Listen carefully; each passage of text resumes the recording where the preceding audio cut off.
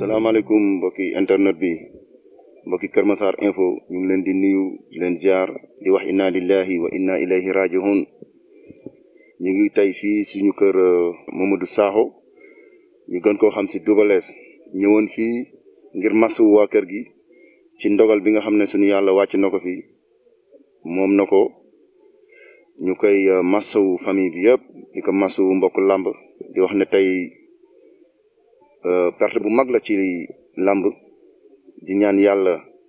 mu jégal ko toxare ko àjjana jégal bépp doomu aadama bi nga xam ne jiitu mais ñu ngi masawu njaboot gi yëpp yàlla moom bu soxlaa ñëpp ñàkk ak ñu ngi masawu suñu waa kër Papa Double Less di masawu Balla Gaye 2 gisante na moom léegi mais mënul wax di masawu sërëm yi di masawu Sa Thiès donc ñëpp ñi nga xam ne fekk na leen si kër gi daal yàlla dogal na nangooguñu kenn nangoogu si jël kàddu ndax métti bi nga xam ne yàlla teg na seen kaw wala ndogal bi nga xam ne yàlla teg na seen kaw di leen xamal ne daal lii la fi yàlla dogal ñu ngi nii di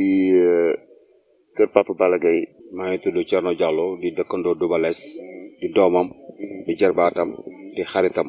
waaw di léppam waaw. gannaaw ndogal bu tiis bi nga xam ne yàlla wàcc na ko fi ñuy masawu famille bi yëpp di masawu waa quartier bi di ñaan yàlla jégal ko lan nga si amoon loo bëgg a sànni. waaw Double Less moom wax dëgg yàlla dañ koy ñaanal yàlla xare ko àjjana booy wax mbaaxam sax bon munoo jeexal lépp parce que nit ku baax la nit ku bëgg a dëkkandoom la nit ku yiw la nit ku mën a joxe alal la parce que ku fi nekk si ñun muy jeune muy mag muy góor muy jigéen dimbali na la yàlla xam na loolu même don bi état bi muy joxe sax moom danaan jox leen ko dëkkandoo yi muy dëj muy mariage muy ngénte day jël alalam yóbbu dem day jël alalam joxe ku baax la daal vraiment yàlla na ko yàlla xare àjjana mais nag bon dinañu manqué trop parce que